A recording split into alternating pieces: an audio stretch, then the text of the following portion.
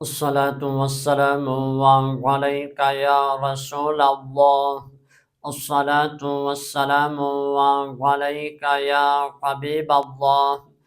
حضرت سیدنا ابو ہریرہ رضی اللہ تعالی عنہ آپ ارشاد فرماتے ہیں، میرے آقا رحمت للعالمین صلی اللہ علیہ وآلہ وسلم نے ارشاد فرمایا، اے ابو ہریرہ اپنے گھر والوں کو نماز کا حکم دو، تیرے پاس تیرا رزق اس جگہ سے آئے گا جہاں سے تیرا وہم و گمان بھی نہ ہوگا۔ آئیے ہم پہلے خود نماز قائم کریں، پھر اپنے گھر والوں کو نماز پڑھنے کا حکم دیں تاکہ ہم اس دنیا میں بھی اور آخرت میں بھی کامیابی حاصل کر سکیں۔ وما علینا الا البلاغ المبین۔